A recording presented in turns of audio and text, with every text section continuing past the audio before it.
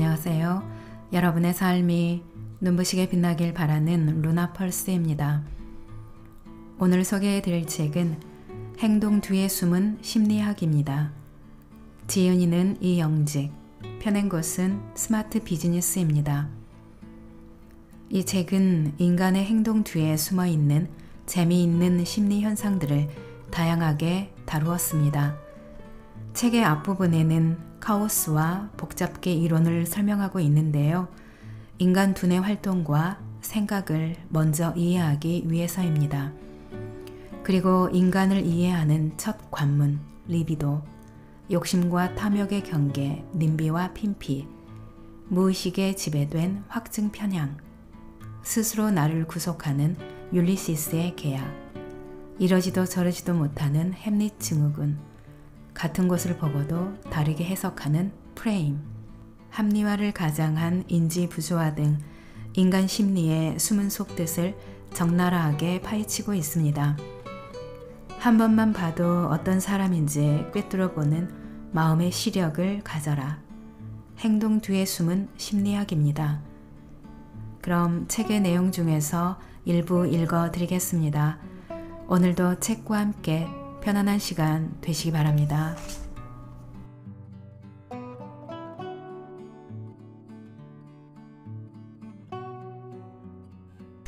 질투의 역사. 인간의 피 속에는 질투의 DNA가 존재한다. 카인의 DNA가 지금도 면면히 인간의 피 속을 흐르고 있다. 아이들은 동생이 태어나면 엄마 몰래 해코지를 한다. 역시 엄마의 사랑을 빼앗길까봐 두려운 것이다. 그래서 엄마 몰래 동생을 꼬집기도 하고 눈을 찌르기도 한다. 이처럼 주위 사람으로 인해 자신의 지위가 상대적으로 추락할 때 인간은 질투심을 느낀다. 질투는 때론 눈물로, 때론 물리적인 복수로 나타난다. 밴쿠버 동계올림픽에서 김연아는 거의 완벽한 연기로 금메달을 목에 걸었고 아사다 마오는 은메달에 그쳤다. 은메달을 목에 거는 순간 아사다 마오는 눈물을 펑펑 쏟았다. 이인자의 지위를 스스로 인정할 수밖에 없었던 참담한 심경이 눈물로 표출된 것이다.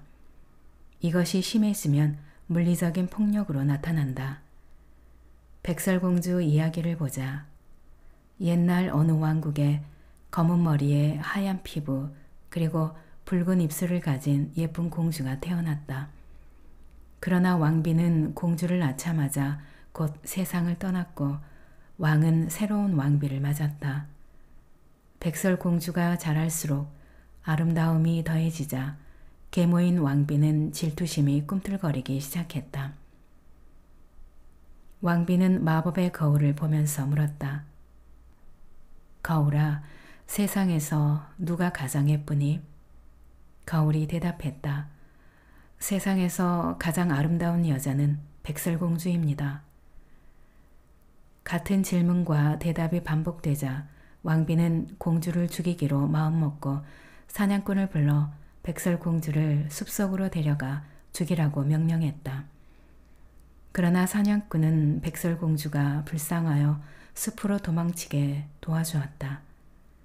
백설공주는 7 난장이들의 도움으로 살아났다. 백설공주가 살아난 것을 안 왕비는 이번에는 마녀를 통해 독이 든 사과를 먹였다. 이제는 죽었겠지 하고 다시 마법의 거울에 물었으나 여전히 백설공주가 가장 아름답다는 대답이었다. 절망한 왕비는 거울을 보면서 울부짖었다. 아니야, 그럴 리가 없어. 백설공주는 독이 든 사과를 먹고 죽었단 말이야. 그러자 거울이 대답했다. 백설공주를 아름답게 만드는 것은 바로 왕비님의 질투심 때문입니다. 왕비님 자신이 나이 들고 늙었다고 생각하는 순간마다 백설공주님은 더욱 아름다워질 것입니다. 왕비님의 마음씨를 바꾸어야 합니다. 이 이야기는 물론 동화지만 일말의 진리를 담고 있다. 질투는 바로 마음에서 비롯된다는 것이다. 질투라는 이기적 유전자. 모든 종교의 경전이나 도덕군자들은 질투를 아주 부정적인 것으로 보고 있다. 동양에서는 여자의 강한 질투심은 이혼 사유가 되기도 했다. 일반적으로 유교권이나 이슬람권에서는 서양에 비해 질투를 훨씬 더 부정적인 것으로 보고 있다. 그러나 진화 심리학에서는 인간이 만들어 설정한 도덕적 기준을 개의치 않는다. 세상에 존재하는 모든 것은 생존에 더 유리하기 때문에 존재한다는 것이다. 만약 이타적인 유전자가 이기적인 유전자보다 생존에 유리하다면 인류는 이타적인 유전자가 주도했을 것이다. 그러나 역사는 이기적인 유전자가 승리하고 있음을 보여주고 있다. 질투도 마찬가지다. 질투의 백미라고 불리는 남녀 간의 질투를 보자. 여자에게는 자신과 자신이 낳을 이세를 보호해줄 든든한 보호자가 필요하다. 그래서 자신의 남자가 다른 여자에게 한눈 파는 것을 극도로 싫어하는 것이다. 여자에게 질투는 일종의 생존 전략인 셈이다. 미인은 미인에게, 천재는 천재에게, 영웅은 영웅에게서 질투를 느낀다. 우리가 알고 있는 천재 과학자 뉴턴 역시 질투의 화신이었다. 미적분의 발견을 얻고 라이프니츠에 대한 뉴턴의 질투는 하늘을 찔렀다. 학자들에 의하면 미적분의 개념을 처음 창안한 사람은 뉴턴이었지만 발표를 먼저 한 것은 라이프니츠였다. 그래서 뉴턴의 질투가 시작된 것이다. 미적분 이론은 현대 과학에서 빼놓을 수 없는 기초 이론이다. 이에 중요성이 더해지자 마침내 미적분 이론의 발견자를 두고 영국과 독일 간 감정 싸움으로 번졌다. 그렇지 않아도 미운 이웃 사촌이었던 영국과 독일, 미적분의 발견자를 두고 두 나라는 100년 동안 학술 교류를 하지 않을 정도였다. 지금은 동시에 발견한 것으로 봉합되고 있다. 발명왕 에디슨도 질투의 화신이었다. 자신이 가장 뛰어난 과학자라고 생각했던 에디슨 앞에 테슬라라는 천재가 나타난 것이다. 세르비아인으로 크로아티아에서 태어나 일찍 미국으로 이주한 테슬라는 에디슨보다 훨씬 더 뛰어난 과학자였다. 두 사람 간의 대표적인 싸움이 교류 대 직류 싸움이다. 에디슨은 뉴욕시에서 사용할 직류 방식의 전력 공급 시스템을 고안했다. 그러나 직류 방식은 멀리 보낼 경우 전력 손실이 크다는 결점을 가지고 있었다. 여기서 에디슨은 천재 과학자이자 발명가였던 테슬라에게 손실 없이 전기를 멀리 보내는 방법을 고안해주면 많은 돈을 주겠다고 약속했다. 여기서 나온 방식이 교류였다. 그러자 질투가 난 에디슨은 약속한 돈도 지불하지 않고 여전히 직류의 우수성을 고집했다. 에디슨으로서는 자존심 때문에 테슬라를 인정하기 싫었던 것이다. 에디슨은 교류가 위험하다는 것을 증명하기 위해 개와 고양이를 교류로 태워 죽이는 실험까지 하면서 직류가 우수하다고 홍보까지 하고 다녔다. 이에 테슬라는 웨스팅하우스와 손잡고 전력 사업에 뛰어들었다. 그러나 에디슨은 여전히 직류를 고집했다. 교류의 장점을 몰라서가 아니라 테슬라에 대한 질투심 때문이었다. 결국 테슬라에게 패하고 말았다. 지금은 거의 교류를 사용하고 있다. 에디슨이 직류 전기로 많은 돈을 벌려고 했지만 테슬라는 교류 전기로 세상을 밝게 비추려고 했다. 살리에리 증후군, 천재를 증오하다. 영화 아마데우스는 천재 음악가 모차르트와 그를 질투하는 궁정악장 살리에리의 이야기다. 이탈리아 출신의 살리에리는 오스트리아 궁정에서 궁정악장의 지위에 올라 있었다. 여기에 천재 모차르트가 나타난 것이다. 모차르트가 천재였다면 살리에리는 노력파였다. 그러나 아무리 노력해도 도저히 모차르트를 따를 수 없다는 사실을 인정해야 하는 살리에리는 절망한다. 이 같은 구도에서 모차르트 독살설이 나오게 된다. 이를 퍼뜨린 직접 당사자는 러시아의 대문호 푸시킨이었다. 모차르트의 돈 조반니 초연을 듣고 살리에르가 혹평을 했다는 이야기를 들은 푸시킨은 돈 조반니를 혹평할 사람이면 능히 살인도 할 수 있는 인물이라는 주장이었다. 푸시킨은 모차르트와 살리에리라는 단막극을 발표하게 된다. 그러나 독살설은 루머일 뿐 증거는 어디에도 없다. 그런데도 독살설이 끊이지 않는 것은 그 정도 질투라면 능히 사람도 죽일 수 있다는 인간 심리에서 비롯된 가상의 진실이다. 이러한 심리적 증상을 살리에리 증후군이라고 부른다. 영국과 프랑스 백년 전쟁 당시 소녀 잔다르크는 조국을 구하라는 천사의 계시를 받고 용감히 싸워 이겼지만 당시에 프랑스 국왕 세를 6세나 그를 승계한 세를 7세 모두 잔다르크의 치솟는 인기를 질투하여 그를 화형에 처하고 말았다. 이처럼 왕도 신하에 대해 질투를 한다. 멀리 갈 곳도 없다. 임진왜란 당시 선조는 승승장구하는 충무공의 인기를 질투하여 옷을 벗기고 감옥에 넣기도 했다. 때로 역사 속의 인물에 대해서도 질투를 한다. 하버드 대학 경제학자 제임스 뒤젠베리는 이렇게 말한다. 나폴레옹은 시저를 질투했고 시저는 알렉산더를 질투했다. 알렉산더는 신화 속의 헤라클레스를 질투했을지도 모른다. 결정장애. 결정장애라는 용어는 저널리스트 올리버 에게스가 쓴 결정장애 세대에서 처음 사용했다. 1980년대에 태어나 1990년대에 학창시절을 보낸 젊은 층을 가리키는 용어로 사용하면서 널리 알려졌다. 그들에게는 확신이 없다. 그래서 그들이 가장 많이 하는 말도 maybe이다. 우리말로 옮기자면 결정장애 정도가 될 것이다. 이 세대들은 어떤 물음보다 분명한 대답을 잘하지 못한다. 글쎄, 아마도, 그런 것 같아 와 같은 모호한 말로 대답을 대신하는 경우가 대부분이다. 한 곳에 정착하지 못하고 한 가지 일에 제대로 집중하지도 못한다.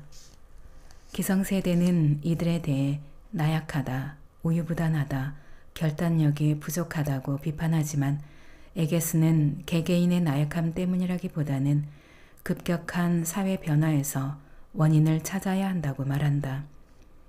사회가 초고속으로 디지털화되면서 선택의 범위가 과거와는 비교할 수 없을 정도로 넓어졌기 때문에 무언가를 결정하는 일이 그만큼 더 어려워졌다. 선택의 옵션이 많으면 오히려 결정에 장애를 일으킨다는 것이다. 지금 우리는 이전 세대와는 비교가 되지 않을 정도로 정보에 대한 접근성이 뛰어나다. 인터넷 매체를 비롯한 각종 소셜미디어를 통해 거대한 정보를 실시간으로 검색할 수 있다. 세계적인 경영 컨설턴트 니콜라스 칸은 기술이 발전할수록 인간은 무능해진다면서 그 이후로 너무 많은 정보를 쉽게 구할 수 있어 그 정보를 내 것으로 만드는 과정이 도외시되기 때문이라고 진단하고 있다. 소위 원리를 깨닫는 데에 필요한 학습 기간이 없다는 이야기다. 디지털 기술의 편리함 뒤에 불편한 진실이 숨어 있다. 생각하지 않고 말하지 않고 움직이지 않아도 되는 디지털 시대. 그것이 아마도에 해당하는 maybe 세대라는 것이다. 무엇보다 결정장애의 핵심 감정은 불안이다. 그리고 그 불안은 다가오지 않은 어떤 것에 대한 두려움이다. 곧 결정에 대한 두려움은 결과에 대한 책임의 두려움이다. 햄릿 증후군, 이러지도 저러지도 못한다. 사람의 스타일을 크게 둘로 나눈다면 햄릿형과 돈키호테형이 있다. 햄릿은 이럴까 저럴까 생각이 너무 많아서 행동이 일어나지 않고, 돈키호테는 생각도 하기 전에 행동부터 하는 스타일이다. 셰익스피어의 희곡 햄릿에서 햄릿은 이렇게 말한다. 사느냐 죽느냐 그것이 문제로다. 햄릿의 아버지 엘시노 국왕이 갑작스러운 죽음을 맞이하자 삼촌인 클로디어스가 왕위에 오른다.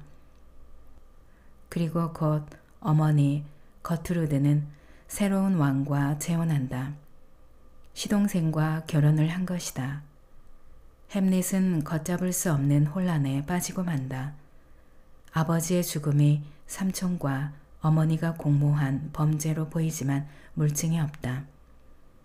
그러던 어느 날 선왕인 아버지가 꿈에 나타나 자신을 죽인 클로디어스에게 복수를 해달라는 말을 남기고 사라진다. 기구한 운명의 햄릿은 내적인 갈등을 이렇게 독백으로 풀고 있다. 기구한 운명의 화살을 맞고도 죽은 듯 참아야 하는가? 아니면 성난 파도처럼 밀려드는 재앙과 싸워야 하는가? 죽는 건 그저 잠자는 것일 뿐, 잠들면 마음의 고통과 육신에 따라붙는 무수한 고통은 사라지는가? 죽음이야말로 우리가 간절히 바라는 결말이 아닌가? 그저 칼 한 자루면 모든 것을 깨끗이 끝낼 수 있는데, 그 미지의 세계에 대한 불안 때문에 우리는 이 세상에 남아 현재의 고통을 참고 견디는 것이다. 결국 분별심은 우리를 겁쟁이로 만드는구나.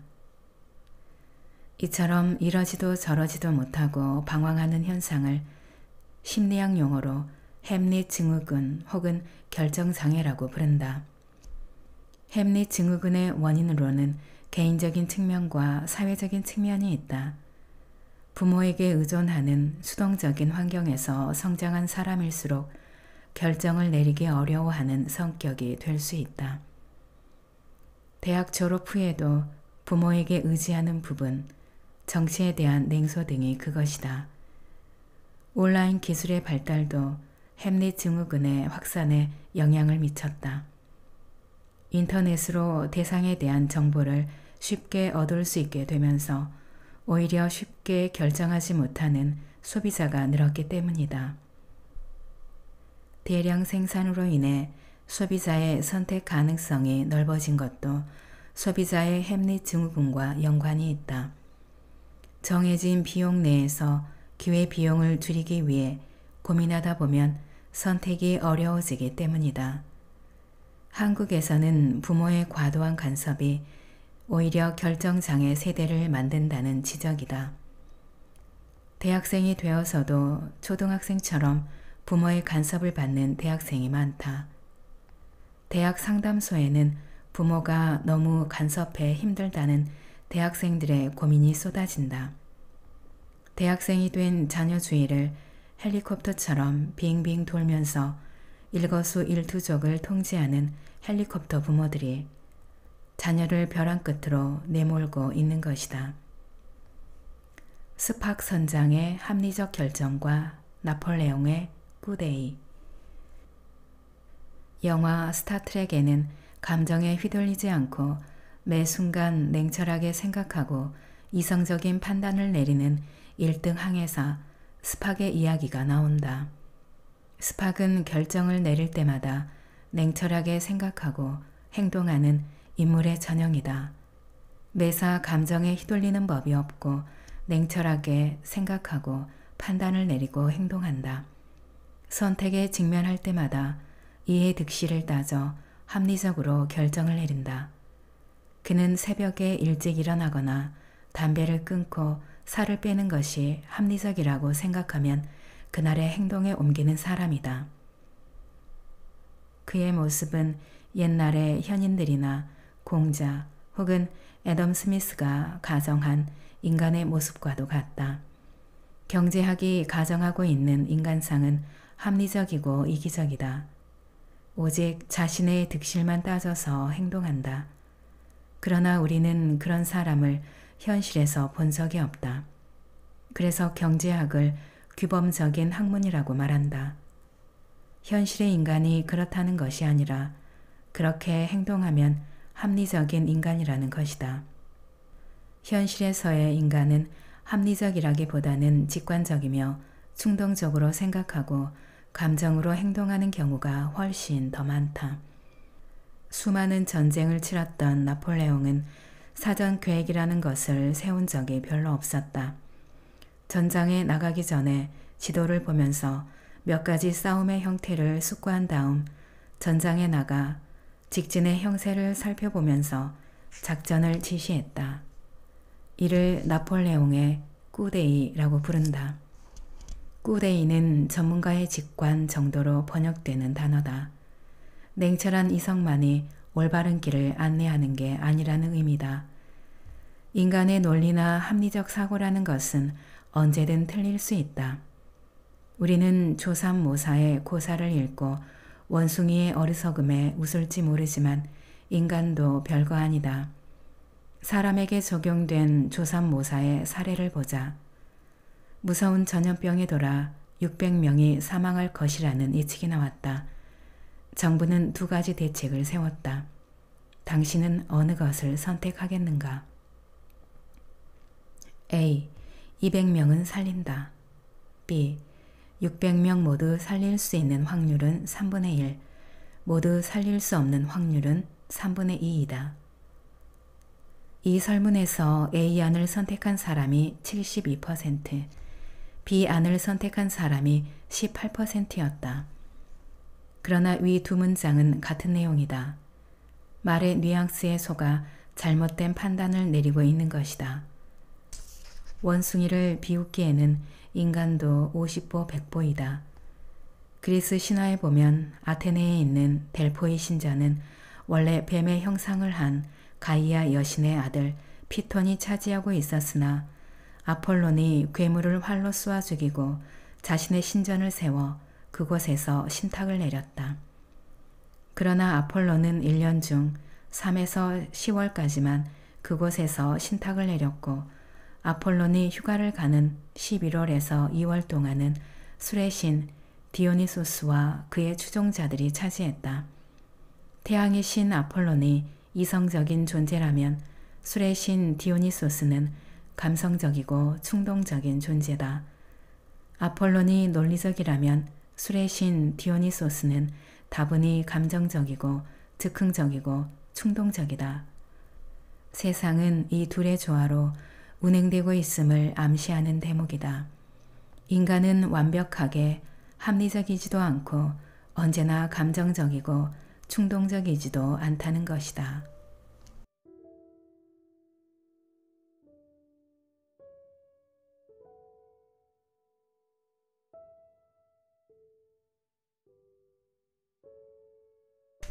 질투의 역사. 인간의 피 속에는 질투의 DNA가 존재한다. 카인의 DNA가 지금도 면면히 인간의 피 속을 흐르고 있다. 아이들은 동생이 태어나면 엄마 몰래 해코지를 한다. 역시 엄마의 사랑을 빼앗길까봐 두려운 것이다.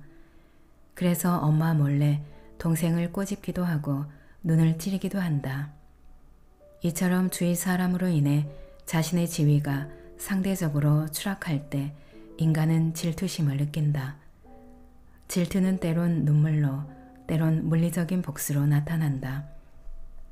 밴쿠버 동계올림픽에서 김연아는 거의 완벽한 연기로 금메달을 목에 걸었고 아사다 마오는 은메달에 그쳤다. 은메달을 목에 거는 순간 아사다 마오는 눈물을 펑펑 쏟았다. 이 인자의 지위를 스스로 인정할 수밖에 없었던 참담한 심경이 눈물로 표출된 것이다. 이것이 심해지면 물리적인 폭력으로 나타난다. 백설공주 이야기를 보자. 옛날 어느 왕국에 검은 머리에 하얀 피부 그리고 붉은 입술을 가진 예쁜 공주가 태어났다. 그러나 왕비는 공주를 낳자마자 곧 세상을 떠났고 왕은 새로운 왕비를 맞았다.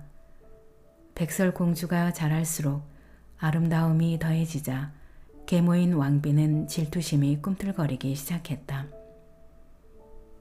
왕비는 마법의 거울을 보면서 물었다. 거울아, 세상에서 누가 가장 예쁘니? 거울이 대답했다. 세상에서 가장 아름다운 여자는 백설공주입니다. 같은 질문과 대답이 반복되자 왕비는 공주를 죽이기로 마음먹고 사냥꾼을 불러 백설공주를 숲속으로 데려가 죽이라고 명령했다. 그러나 사냥꾼은 백설공주가 불쌍하여 숲으로 도망치게 도와주었다.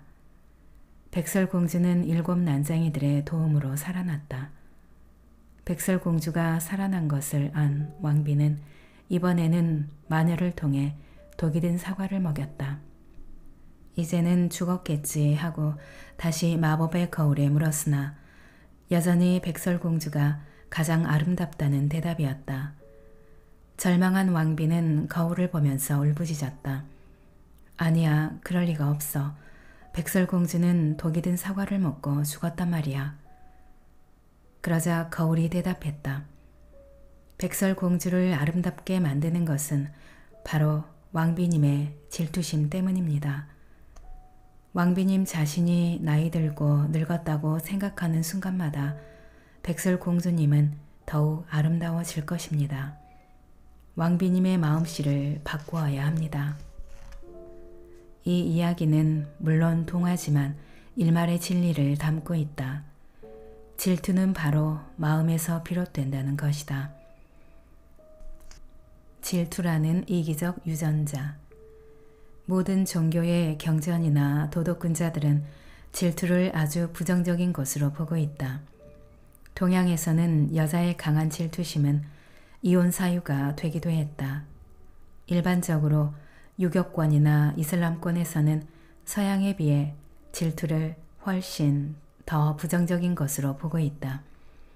그러나 진화 심리학에서는 인간이 만들어 설정한 도덕적 기준을 개의치 않는다. 세상에 존재하는 모든 것은 생존에 더 유리하기 때문에 존재한다는 것이다. 만약 이타적인 유전자가 이기적인 유전자보다 생존에 유리하다면 인류는 이타적인 유전자가 주도했을 것이다. 그러나 역사는 이기적인 유전자가 승리하고 있음을 보여주고 있다. 질투도 마찬가지다. 질투의 백미라고 불리는 남녀 간의 질투를 보자. 여자에게는 자신과 자신이 낳을 이세를 보호해줄 든든한 보호자가 필요하다. 그래서 자신의 남자가 다른 여자에게 한눈 파는 것을 극도로 싫어하는 것이다. 여자에게 질투는 일종의 생존 전략인 셈이다. 미인은 미인에게, 천재는 천재에게, 영웅은 영웅에게서 질투를 느낀다. 우리가 알고 있는 천재 과학자 뉴턴 역시 질투의 화신이었다. 미적분의 발견을 얻고 라이프니츠에 대한 뉴턴의 질투는 하늘을 찔렀다.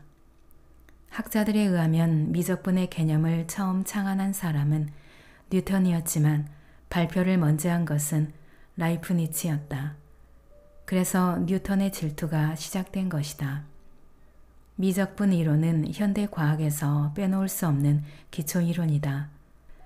이에 중요성이 더해지자 마침내 미적분 이론의 발견자를 두고 영국과 독일 간 감정 싸움으로 번졌다. 그렇지 않아도 미운 이웃 사촌이었던 영국과 독일, 미적분의 발견자를 두고 두 나라는 100년 동안 학술 교류를 하지 않을 정도였다. 지금은 동시에 발견한 것으로 봉합되고 있다. 발명왕 에디슨도 질투의 화신이었다. 자신이 가장 뛰어난 과학자라고 생각했던 에디슨 앞에 테슬라라는 천재가 나타난 것이다. 세르비아인으로 크로아티아에서 태어나 일찍 미국으로 이주한 테슬라는 에디슨보다 훨씬 더 뛰어난 과학자였다. 두 사람 간의 대표적인 싸움이 교류 대 직류 싸움이다. 에디슨은 뉴욕시에서 사용할 직류 방식의 전력 공급 시스템을 고안했다. 그러나 직류 방식은 멀리 보낼 경우 전력 손실이 크다는 결점을 가지고 있었다. 여기서 에디슨은 천재 과학자이자 발명가였던 테슬라에게 손실 없이 전기를 멀리 보내는 방법을 고안해주면 많은 돈을 주겠다고 약속했다. 여기서 나온 방식이 교류였다. 그러자 질투가 난 에디슨은 약속한 돈도 지불하지 않고 여전히 직류의 우수성을 고집했다. 에디슨으로서는 자존심 때문에 테슬라를 인정하기 싫었던 것이다. 에디슨은 교류가 위험하다는 것을 증명하기 위해 개와 고양이를 교류로 태워 죽이는 실험까지 하면서 직류가 우수하다고 홍보까지 하고 다녔다. 이에 테슬라는 웨스팅하우스와 손잡고 전력 사업에 뛰어들었다. 그러나 에디슨은 여전히 직류를 고집했다. 교류의 장점을 몰라서가 아니라 테슬라에 대한 질투심 때문이었다. 결국 테슬라에게 패하고 말았다. 지금은 거의 교류를 사용하고 있다. 에디슨이 직류 전기로 많은 돈을 벌려고 했지만 테슬라는 교류 전기로 세상을 밝게 비추려고 했다. 살리에리 증후군, 천재를 증오하다. 영화 아마데우스는 천재 음악가 모차르트와 그를 질투하는 궁정악장 살리에리의 이야기다. 이탈리아 출신의 살리에리는 오스트리아 궁정에서 궁정악장의 지위에 올라 있었다. 여기에 천재 모차르트가 나타난 것이다. 모차르트가 천재였다면 살리에리는 노력파였다. 그러나 아무리 노력해도 도저히 모차르트를 따를 수 없다는 사실을 인정해야 하는 살리에리는 절망한다. 이 같은 구도에서 모차르트 독살설이 나오게 된다. 이를 퍼뜨린 직접 당사자는 러시아의 대문호 푸시킨이었다. 모차르트의 돈 조반니 초연을 듣고 살리에르가 혹평을 했다는 이야기를 들은 푸시킨은 돈 조반니를 혹평할 사람이면 능히 살인도 할 수 있는 인물이라는 주장이었다. 푸시킨은 모차르트와 살리에리라는 단막극을 발표하게 된다. 그러나 독살설은 루머일 뿐 증거는 어디에도 없다. 그런데도 독살설이 끊이지 않는 것은 그 정도 질투라면 능히 사람도 죽일 수 있다는 인간 심리에서 비롯된 가상의 진실이다. 이러한 심리적 증상을 살리에리 증후군이라고 부른다.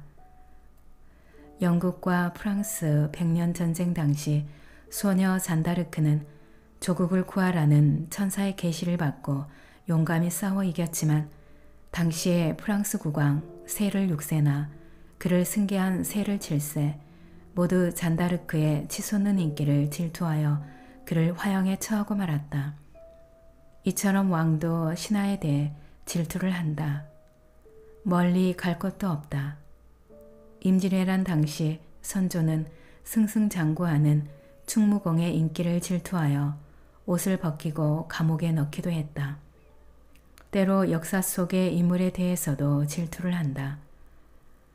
하버드 대학 경제학자 제임스 뒤젠베리는 이렇게 말한다.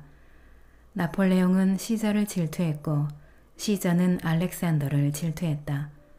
알렉산더는 신화 속의 헤라클레스를 질투했을지도 모른다.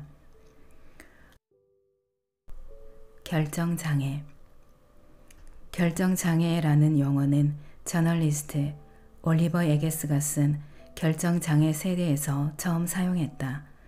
1980년대에 태어나 1990년대에 학창시절을 보낸 젊은 층을 가리키는 용어로 사용하면서 널리 알려졌다. 그들에게는 확신이 없다. 그래서 그들이 가장 많이 하는 말도 maybe이다. 우리말로 옮기자면 결정장애 정도가 될 것이다. 이 세대들은 어떤 물음보다 분명한 대답을 잘하지 못한다. 글쎄, 아마도 그런 것 같아 와 같은 모호한 말로 대답을 대신하는 경우가 대부분이다. 한 곳에 정착하지 못하고 한 가지 일에 제대로 집중하지도 못한다. 기성세대는 이들에 대해 나약하다, 우유부단하다, 결단력이 부족하다고 비판하지만 에게스는 개개인의 나약함 때문이라기보다는 급격한 사회 변화에서 원인을 찾아야 한다고 말한다. 사회가 초고속으로 디지털화되면서 선택의 범위가 과거와는 비교할 수 없을 정도로 넓어졌기 때문에 무언가를 결정하는 일이 그만큼 더 어려워졌다. 선택의 옵션이 많으면 오히려 결정에 장애를 일으킨다는 것이다. 지금 우리는 이전 세대와는 비교가 되지 않을 정도로 정보에 대한 접근성이 뛰어나다. 인터넷 매체를 비롯한 각종 소셜미디어를 통해 거대한 정보를 실시간으로 검색할 수 있다. 세계적인 경영 컨설턴트 니콜라스 칸은 기술이 발전할수록 인간은 무능해진다면서 그 이후로 너무 많은 정보를 쉽게 구할 수 있어 그 정보를 내 것으로 만드는 과정이 도외시되기 때문이라고 진단하고 있다. 소위 원리를 깨닫는 데에 필요한 학습 기간이 없다는 이야기다. 디지털 기술의 편리함 뒤에 불편한 진실이 숨어 있다. 생각하지 않고 말하지 않고 움직이지 않아도 되는 디지털 시대. 그것이 아마도에 해당하는 메이비 세대라는 것이다. 무엇보다 결정장애의 핵심 감정은 불안이다. 그리고 그 불안은 다가오지 않은 어떤 것에 대한 두려움이다. 곧 결정에 대한 두려움은 결과에 대한 책임의 두려움이다. 햄릿 증후군, 이러지도 저러지도 못한다. 사람의 스타일을 크게 둘로 나눈다면 햄릿형과 돈키호테형이 있다. 햄릿은 이럴까 저럴까 생각이 너무 많아서 행동이 일어나지 않고 돈키호테는 생각도 하기 전에 행동부터 하는 스타일이다. 셰익스피어의 희곡 햄릿에서 햄릿은 이렇게 말한다. 사느냐 죽느냐 그것이 문제로다. 햄릿의 아버지 엘시노 국왕이 갑작스러운 죽음을 맞이하자 삼촌인 클로디어스가 왕위에 오른다. 그리고 곧 어머니 거트루드는 새로운 왕과 재혼한다. 시동생과 결혼을 한 것이다. 햄릿은 걷잡을 수 없는 혼란에 빠지고 만다. 아버지의 죽음이 삼촌과 어머니가 공모한 범죄로 보이지만 물증이 없다. 그러던 어느 날 선왕인 아버지가 꿈에 나타나 자신을 죽인 클로디어스에게 복수를 해달라는 말을 남기고 사라진다. 기구한 운명의 햄릿은 내적인 갈등을 이렇게 독백으로 풀고 있다. 기구한 운명의 화살을 맞고도 죽은 듯 참아야 하는가? 아니면 성난 파도처럼 밀려드는 재앙과 싸워야 하는가? 죽는 건 그저 잠자는 것일 뿐 잠들면 마음의 고통과 육신에 따라붙는 무수한 고통은 사라지는가? 죽음이야말로 우리가 간절히 바라는 결말이 아닌가? 그저 칼 한 자루면 모든 것을 깨끗이 끝낼 수 있는데 그 미지의 세계에 대한 불안 때문에 우리는 이 세상에 남아 현재의 고통을 참고 견디는 것이다. 결국 분별심은 우리를 겁쟁이로 만드는구나. 이처럼 이러지도 저러지도 못하고 방황하는 현상을 심리학 용어로 햄릿 증후군 혹은 결정장애라고 부른다. 햄릿 증후군의 원인으로는 개인적인 측면과 사회적인 측면이 있다. 부모에게 의존하는 수동적인 환경에서 성장한 사람일수록 결정을 내리기 어려워하는 성격이 될 수 있다. 대학 졸업 후에도 부모에게 의지하는 부분, 정치에 대한 냉소 등이 그것이다. 온라인 기술의 발달도 햄릿 증후군의 확산에 영향을 미쳤다. 인터넷으로 대상에 대한 정보를 쉽게 얻을 수 있게 되면서 오히려 쉽게 결정하지 못하는 소비자가 늘었기 때문이다. 대량 생산으로 인해 소비자의 선택 가능성이 넓어진 것도 소비자의 합리 증후군과 연관이 있다. 정해진 비용 내에서 기회 비용을 줄이기 위해 고민하다 보면 선택이 어려워지기 때문이다. 한국에서는 부모의 과도한 간섭이 오히려 결정장애 세대를 만든다는 지적이다. 대학생이 되어서도 초등학생처럼 부모의 간섭을 받는 대학생이 많다. 대학 상담소에는 부모가 너무 간섭해 힘들다는 대학생들의 고민이 쏟아진다.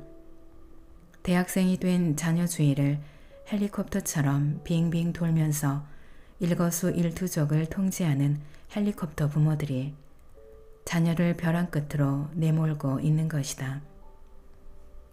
스팍 선장의 합리적 결정과 나폴레옹의 굿데이.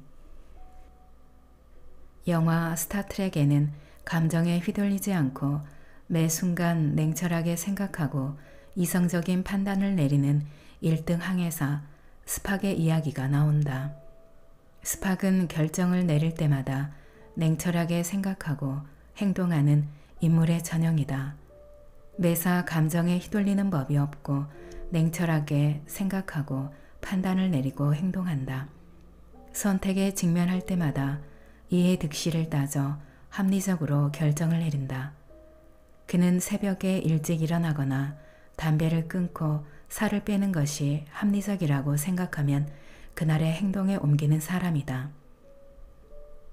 그의 모습은 옛날의 현인들이나 공자 혹은 애덤 스미스가 가정한 인간의 모습과도 같다. 경제학이 가정하고 있는 인간상은 합리적이고 이기적이다. 오직 자신의 득실만 따져서 행동한다. 그러나 우리는 그런 사람을 현실에서 본 적이 없다. 그래서 경제학을 규범적인 학문이라고 말한다. 현실의 인간이 그렇다는 것이 아니라 그렇게 행동하면 합리적인 인간이라는 것이다. 현실에서의 인간은 합리적이라기보다는 직관적이며 충동적으로 생각하고 감정으로 행동하는 경우가 훨씬 더 많다. 수많은 전쟁을 치렀던 나폴레옹은 사전 계획이라는 것을 세운 적이 별로 없었다. 전장에 나가기 전에 지도를 보면서 몇 가지 싸움의 형태를 숙고한 다음 전장에 나가 직진의 형세를 살펴보면서 작전을 지시했다. 이를 나폴레옹의 굿데이라고 부른다. 굿데이는 전문가의 직관 정도로 번역되는 단어다. 냉철한 이성만이 올바른 길을 안내하는 게 아니라는 의미다. 인간의 논리나 합리적 사고라는 것은 언제든 틀릴 수 있다. 우리는 조삼모사의 고사를 읽고 원숭이의 어리석음에 웃을지 모르지만 인간도 별거 아니다. 사람에게 적용된 조삼모사의 사례를 보자. 무서운 전염병이 돌아 600명이 사망할 것이라는 예측이 나왔다. 정부는 2가지 대책을 세웠다. 당신은 어느 것을 선택하겠는가? A. 200명은 살린다. B. 600명 모두 살릴 수 있는 확률은 3분의 1, 모두 살릴 수 없는 확률은 3분의 2이다. 이 설문에서 A안을 선택한 사람이 72%, B안을 선택한 사람이 18%였다.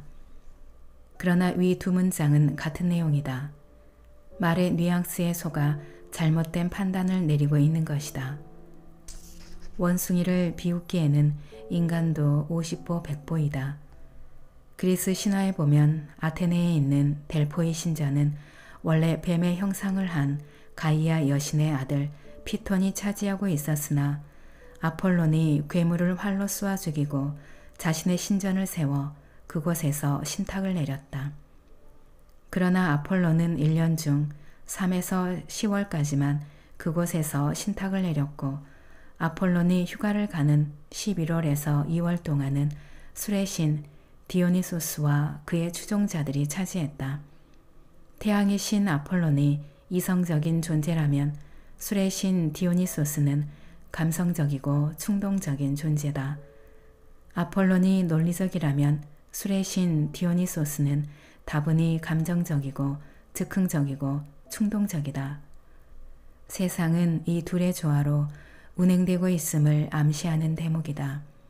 인간은 완벽하게 합리적이지도 않고 언제나 감정적이고 충동적이지도 않다는 것이다.